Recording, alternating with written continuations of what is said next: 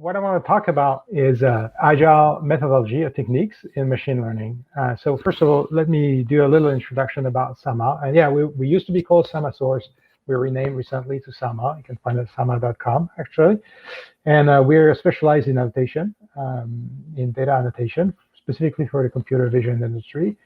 And we have been around for a long time, almost 12 years now. We started doing annotation 8 years, 8 years ago for a very large company, Microsoft, actually namely, since we talk about chatbots here.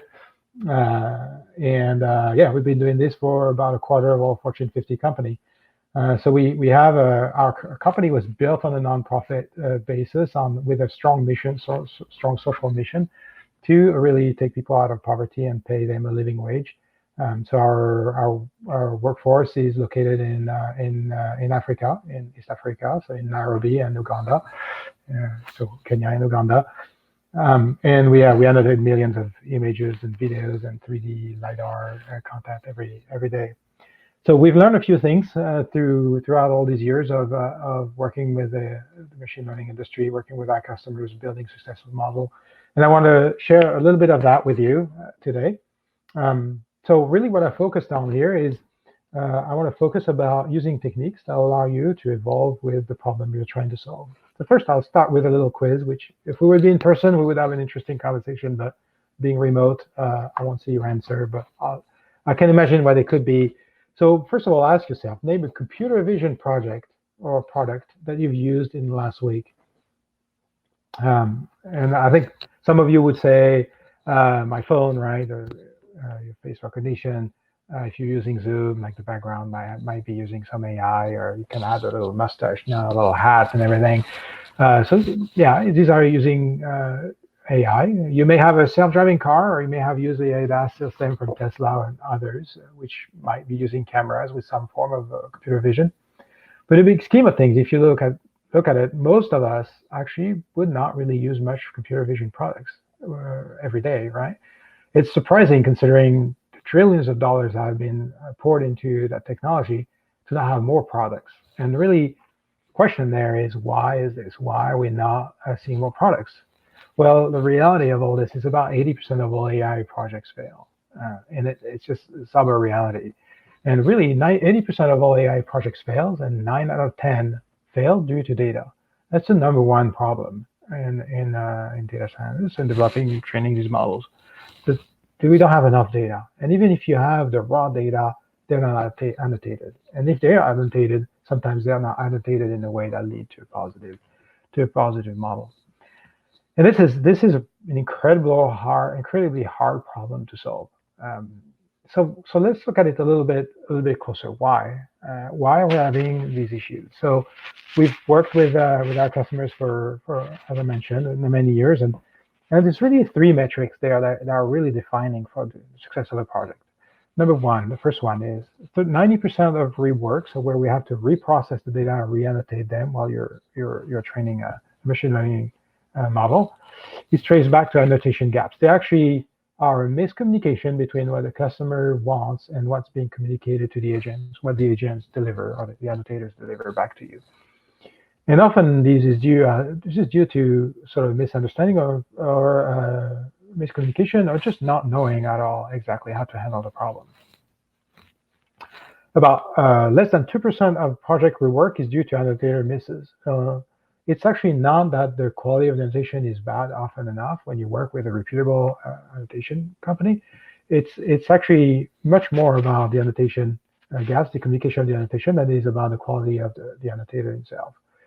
And what we've seen is about 2 out of 3 of the rework could have been determined with only a fraction of data annotated. And there's a tendency to process thousands, tens of thousands, hundreds of thousands of images until the customer realized that, well, actually, this is really not what I wanted, and it's not leading to a positive outcome for me. It's not doing what I think it was going to do.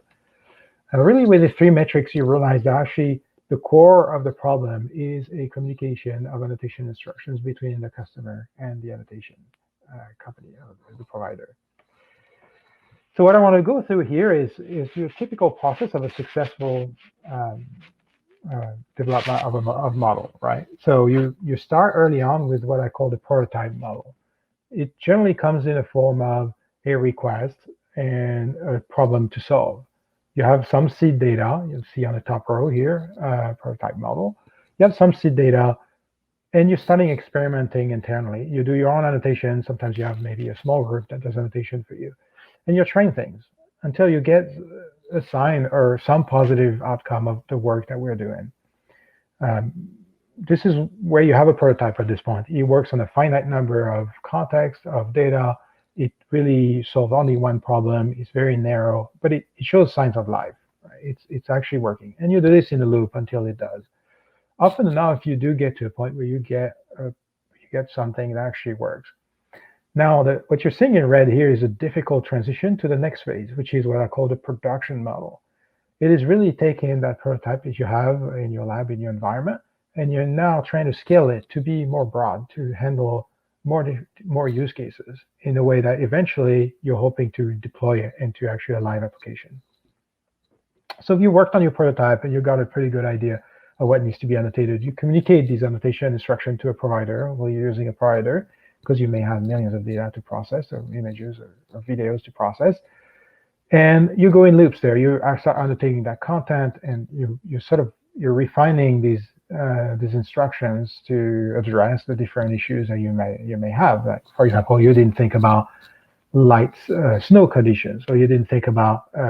We often give the analogy of the cones on the road or the road signs, right? It's, hey, what if the cone fell over? What if the cone is not red, it's yellow? What if the cone is shorter than usual? What is missing the reflecting tape on it?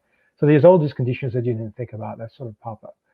And you have on the right side, you have field data. You started receiving field data, you're receiving raw data from actually a real life example. And that's on itself has its own complexity. That transition from the prototype model and to the production model and the annotation is where things break. This is where the most attention should be given in your machine learning project. Then if you've been successful at this, you move on to the most interesting part of it all, which is the model operation. This is actually where you got to solve most of the problem you went into sort of that pre-production model or that beta model, and now you're in production. It's actually a live model. It's probably generating revenue if you're in the industry, or it's producing the outcome that you wanted to. Now, the other misconception that we see quite often is once your model is released, it actually decays over time. It's very rare that a model will remain good forever. This world is changing, the environment is changing, even the cameras that you've used in the past change, and it needs to be adapted. There's a model decay. You start having a shift in the data that needs to be addressed. And there's an operational aspect of maintaining your model up to date. So these are the 3 stages of development. And again, what you're seeing in red here is where you will have the most pain in developing all this, after you solve, of course, the technical issues. But what I want to go over is how can you simplify this transition? What are the things to look for? What are the things that you have to be careful about before you undertake this transition? So I'll start with sort of more philosophical approach, and this is where Agile can teach us and really bring some techniques that can be useful for this. The realization and sort of the humble realization is that not all the complexity, not everything that you need to know is known up front. At the beginning of your project, despite all the tests that you've done, you still have a lot of things that you have not thought about.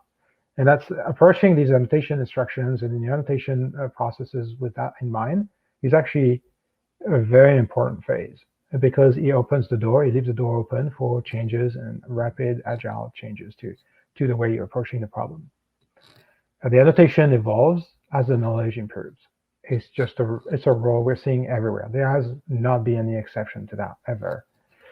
And then the last one is minimize waste. And what I refer here is actually annotation is really expensive. It's not cheap, and if you have to rework something, it's not incremental. It's really a rework of the annotation. It's rare that you can augment something you have. You pretty much have to say, you know what we did, we need to rework, because it's just not the way we wanted it. So, and the way to address these things just concretely in your day-to-day life is keep a close connection between your annotation team and customer. Again, the highly signer of success for us is when the company that we work with is really engaged with us at all stages. Deliver annotation frequently. It sounds obvious, but don't wait a month or 2 months that you have 200 agents, 200 annotators produce content to realize, oops, that's not what I wanted, because they have churned through a lot of content by then. And then measure a persistent pivot. It's an obvious one in the technology, where we can't repeat this enough. You really need to constantly look at what's happening, retrain the model as often as you can, so you get a sense of what's happening there and where it's heading. Now, building the foundation for success. So with that mindset of what we just presented, there's a number of things that you can start a project with. These things are really specific to the very beginning of your project. They're again obvious, but we're seeing a lot of drift and deviations from these early on. First of all, you have to define a very specific problem that you're trying to solve. You have no idea how many of these projects start with, try to find an egg in a field, for example, or a chicken farm, and before you know it, it drifts into something else, and then before you know it, you're not even looking for the eggs anymore. You're looking for some kind of chickens, and it's a constant evolution, and it's easy to keep drifting towards new use cases. You really have to nail down one use case at a time. The other misconception is the less class count you have, the less you'll have issues during annotation. We have customers annotate 2 or 3 class count. It's ideal if you have a very limited amount. But we've had customers that try to annotate 2,000 in one run. So they would send you features, and you have to find 2,000 different things on that features. It's impossible to memorize all these things, and it's very debatable about, for example, in fashion, what a hat is. It's very culturally can be different, right? So you have to be narrow and you have precise. It's better to process the data multiple times for different classes than trying to take on all the classes in one round. The other aspect is annotation instruction work best when the problem is specific, so there's no sprawl. Back to identifying your use case very clearly and document the factors that influence this use case very clearly and early, so that we understand what type of classes needs to be conditioned or identified. So the next aspect is something that I've mentioned a few times there, is that concept of annotation instructions. The annotation instruction is really the vector or the communication channel between a customer and your annotation team. This is how you're going to communicate what you're expecting from them, and this is how they're going to understand what you're expecting from them, right? And you can really look at these annotation instructions as a form of software development. There are branches to it. You're actually not going to have one set of annotation. You're going to have multiple sets of annotation. The first one that you always have, the most obvious one, is the production annotation instruction. It can take the form of a document, and it generally starts from that prototype phase that you started with, and it's built throughout the processing of that data. As it goes on, you continue refining that document to address all the different issues that you may see. So for example, you start during your early annotation phase with the annotation of road signs for self-driving cars. And then as you start processing field data, you realize that a road sign might have been knocked off, or it might have been blown and is leaning, or might have an angle where it's actually not visible. And you have to sort of refine these annotation instructions to say, all right, if it's a certain angle, just don't annotate it. Or if you're unable to see, or there is a glare, then do this and do that. And you start addressing the key issues that you're seeing with field data. Then there is the iteration annotation instruction. And these are the ones that you're trying to process. You don't know if it's going to work, but you want to give it a shot. And often enough, it branches off from the main production. You isolate a set of agents or annotators. You ask them to process that content, and you train a model on to see what's happening. First of all, are they able to understand the annotation instructions? Do they understand what needs to be done? And B, is it producing the result that we were expecting? So these are iterative in nature. You have 2 choices. There is, you have either it works and you incorporate these annotation instructions back into your main production annotation instructions, or this is what you're seeing on the 3rd line, the regression. It's not working, and it's a dead end, and you abandon that idea.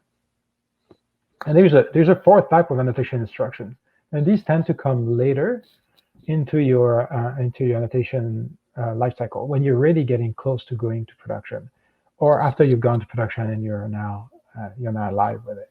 It's the use case centric instructions, and these are built to solve very specific problems.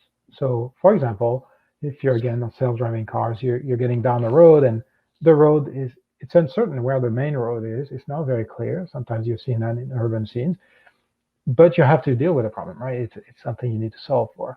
So you create a special set of instructions to just deal with that specific problems, and you're going to process a set of data you identify on the front end, on your side, on the data side, and you'll send that data with the instruction that goes with it. And it's very specific. It addresses only one issue, and it's often handled separately from your data science and in a model training phase. So these are the 4 cases of 4 types of annotation instructions that you're constantly iterating on. Throughout the life of a project, I often get the question is, well, how many of these cycles you have? And I'd say it varies, of course, greatly. But it goes from a revision every week to we've had revisions 2 or 3 times a day on annotation instructions. When you get closer to production, it's often a very rapid iteration that you go through. So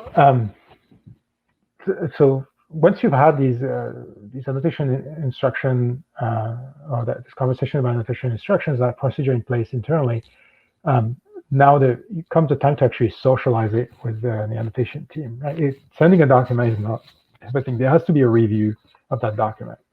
So the simple handoff is actually not optimal. The best way of communicating with the annotators is to actually exchange information and have very much of a collaboration session with them. It's a two-way street. Present them the problem you're trying to solve, explain why you created this annotation, and these teams have annotated data for 3, 4, 5 years. They've seen lots and lots of images go by, and they actually will tell you what works and what doesn't. From the annotation perspective, also what they've seen not working elsewhere.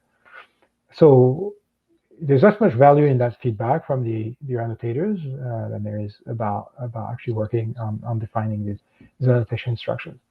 That collaboration should happen on a weekly basis. It's something you should constantly be connected with, having conversation with them, understand the problems and the difficulties that they're encountering. The things that they can't annotate will reflect back on that data, and it's something you'll have to deal with anyway later on in the process. So I want to really leave this presentation with a clear set of items, things that you can use on a daily basis. And I compiled in this slide a set of typical issues that we are seeing when we create annotation instructions. They seem like details, but actually really, really important to get to quality data. And these points are universally, they're points that we ask for when we create annotation data, something that should be thought about early on. The first one is, when should adjacent objects of the same class be included in a single annotation versus separate annotation? This is always a topic of semantic segmentation or not, right? And you might still want to split your annotation even if it's not semantic. That means you isolate every single object. It is something that typically comes afterwards when some annotation has been done and realize, wait, that's not what I wanted. I wanted them separate, or on the contrary, I didn't want them separate. Should we include only visible portion or extrapolated to imagine the full size? The difficult case of occlusion, and it's a really 50-50. Every customer handles it very differently. In a self-driving car, they have their own way of handling it. And sometimes it makes sense for certain objects to be handled one way and others not to be handled that way. So this has to be really thought about early on. And it is very, very critical to get this right. This is the type of changes later on that require a full rework of your data set. It can't be fixed, right? The next one, should annotation go behind occlusion or use 2 annotations?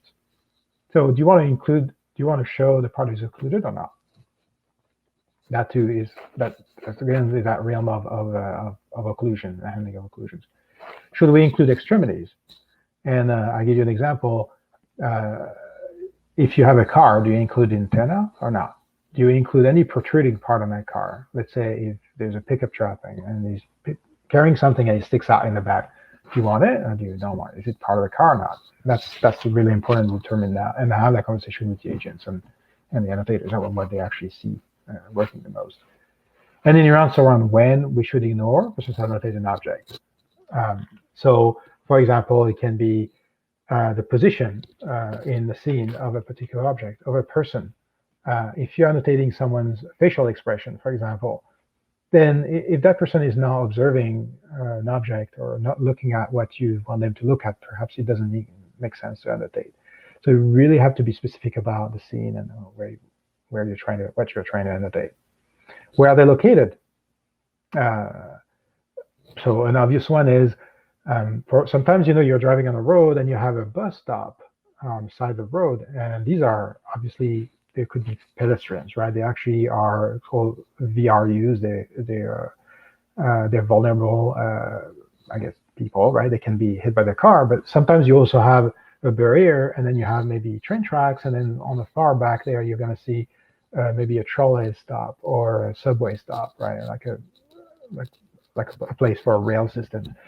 And these are not, right? And so you don't need to annotate every person that is located on the other side of the track because they're really not in scope for this. That's an example of things that you have to think about. You don't necessarily think about early on, but as you start processing data, you're going to have that problem. And the last one, which is probably one of the trickiest one of them all, is only physical objects or reflections, billboard, printed magazine, behind transparent occlusion, or animation cartoons are counted as the same as the real objects. So in other words, what if you have the reflection of a person in a mirror? Do you annotate that as well? Is it considered a person, or you only want that person to be annotated? What if it's a billboard? What if it's a picture? What if somebody holding a newspaper, there's a picture of someone in there? Do you want to annotate that or not? It is really about, again, communicating what problem you're trying to solve, and through partnership, through collaboration with your annotation team, you can actually build these and really have the right level of communication with them. So this was my last slide for today. I hope it gave you an idea of how we work and the things that are really important in these phases of creating annotation instructions, proceeding with an agile and rapid adaptation methodology as you're working with your teams. Data is everything to machine learning. It's a really important part of the overall process, and getting this right is critical to the success of your projects. So. If 80% of AI and ML projects fail, what strategic advice do you give to CTOs and founders on how to get value from these type of projects? Keeping it simple is the main thing. Machine learning is really good at doing very specific things, and it's only by practice that you realize that, right? And you really need to do it's not just a machine learning. You have to do one thing right before you can do 10 things right? So let's start focusing on one of the problem. Try to solve this problem with a very specific model with the right data. Get that right, and then iterate on it. Add more complexity to it, and see when things start to not working well. There is so many factors that enters into getting a model right, beyond the data as well, beyond the problem you're trying to solve. That by the time you solve that one problem, you have learned so much. You have a completely different perspective on the rest of the issues that need to be addressed. You kind of mentioned defining a problem. CTO hat on, I have a lot of problems for my business. How do founders, CIOs, CTOs, how do you define what problem to solve first? I think at the moment people think AI, it's going to solve all my problems. We just build this model and then that's it. You know what I mean? How do you define the problem, and how do you know what problem is going to have the biggest impact for your business? Mm-hmm.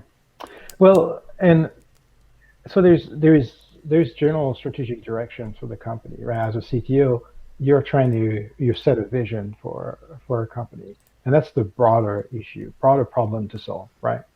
But it's also good to start paring it back. So it's really setting that vision, looking at where you are, and defining the path to go from where you are to that vision that you're setting.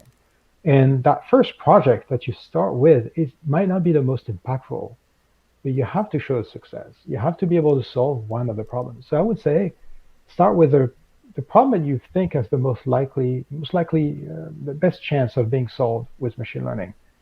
And let's see how that goes. Because if you can't solve that one, you certainly cannot solve the others, right? And often enough, the data issue is going to come right up. That's going to give you time also to see what data you have, do an inventory of what capabilities you have. Data is always a problem. The quantity and the quality of the data is a huge issue. as you're working through that first problem, it also allows you to strategize for the other issues that are coming in, to collect the right amount of data, to be able to have the right strategy for the data feed that you'll need to train your model and go on from there. Solving a problem without AI versus solving it with AI. What's your opinion? Oh, that's a really good question.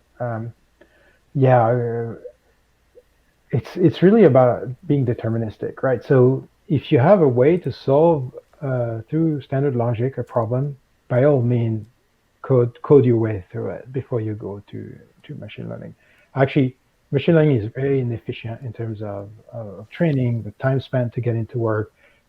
There's a whole efficiency aspect of it. It is not there, not today anyway. It's something we're working on, but it's not there today. You will get more efficiency, you get a better predictability, better testing, better quality in all if you can code that logic into your standard software development methodology. Do you have any suggestions on how to deal with spelling mistakes while in annotation? Spelling mistakes? Oof. So there shouldn't be. It really depends what you're annotating. We ask for predefined classes, so they actually are set up within our projects as already spelled correctly, actually, as a multiple choice question, right? So you can't really misspell it. Now, if you do an LP type of application, and then you're asking for translation, or you're asking for, you're asking to actually have augment the data you're receiving. I would pair that up with a good spell checker, I guess. It exists in the language you're trying to translate to. That would be my best bet. So there's a tolerance for errors when you train a machine learning model as well. So as long as it's only occasionally that it's misspelled, then it's probably okay. If it's always misspelled, then that's a problem, right? So machine learning model is going to learn the spelling of the person that taught it spelled. So that's it. Is Summer planning on diversifying to other types of labeling, NLP, tabular, etc.? Yeah, we're always considering expanding beyond computer vision. We're looking very closely at NLP, and it's something that we'll probably take on in the future. And we'll probably take on additional fields after that as well. Yeah. With the multitude of new branches and streams of AI, what is something you've seen we should keep an eye on for the industry? Oh, there's many. There isn't a single day where I don't read something. I'm like, oh man, I wish we'd have time to work on this. No, we are looking at a lot of synthetic data. It's something that is really interesting to us. It's something that we're definitely investing in. Is both synthetic data and data augmentation, right? So it's really the ability to take. Often enough, you only have very few pictures or videos that you can annotate, and we can take that and we can actually augment your data set with all kind of variety, all kind of diversity that you will not get otherwise. That would be really difficult to get in production or acquire in real life or in the street. And that's a really fascinating part of machine learning. For one, there's almost a magical piece to that, because synthetic data is a machine producing the content it's being trained on, which is fascinating. But beyond all this, is on the research side, is what content is actually significant for a machine learning model. If you had to produce that synthetic data in a way that's going to be consumed by a machine learning model or machine, maybe your standard CGI is not going to be what you're looking for. And there's a lot of research around exactly what's interesting, what actually is producing this model, what statistical model, what type of technique and methodology can we apply to get the best out of it. And the research are really just beginning on this. I think we're going to have incredible findings in the near future. What is your opinion on the market structure for computer vision applications from an economic point of view? For example, like 30% military and 60% IoT, etc. Oh, that is a good question. I'm in R&D, so I like to see actually numbers. I like to know where they come from. And so far, I have not seen really a very strong market analysis that is really based on concrete facts. It's often the case with these. Self-driving and automotive is just very much the driving factor for computer vision today. NLP is a huge chunk of machine learning. These are the trends you can say. There is, with COVID and and everything happening just in terms of social security and the difficulty in every country to really overcome the challenge of managing medical cares for their population. It's natural to say that, yeah, in the medical field and biotech in general, there's an opportunity in there. These are the obvious ones. I think in the future, there's really an opportunity in AR and augmented reality and virtual reality. Once we move off of our cell phones and we now have wearables, right? Things that actually will look at, is able to look at us and look at what's happening around you, and on the fly make determinations of what your intents are, what you might be interested in. This is an unlimited field for machine learning. All sorts of things that are very applicable to what we're working on today in computer vision. The more we depend on predictions with data, the less we are worried about casual mechanisms by which a process is occurring. Do you think our learning is incomplete since many a time we do not have a clear understanding of causality? Yeah, that's an interesting. It's not so philosophical. It's a physics, actually. It's a biology question, right? It's actually a scientific question. It's true. We're setting, if I understand the question correctly, is we're setting ourselves as observer of a phenomenon, right? And then we're training a model to mimic what our behavior would have been in that scene, right, or that scenario. But that cannot replace the fundamental research. And that goes back to that question that we had earlier. If do you need to use machine learning? When is it that you don't use machine learning? If you understand if you have a physics role about something, like thermodynamics, like fluid, like physics in general, then apply it. If there's a formula, training a model to do this is not necessarily very efficient. So I would say it's going to require both. We need to understand the mechanisms that constitute the environment we're in, how it all works together. But there's also an aspect of, hey, sometimes we can't model everything. We have to learn from what we're observing to actually take the right decision. So they go hand in hand. I think in the end, machine learning will not be able to work without that fundamental understanding of our world, and vice versa. Not everything is going to be explainable by formulas. There has to be a man view to that.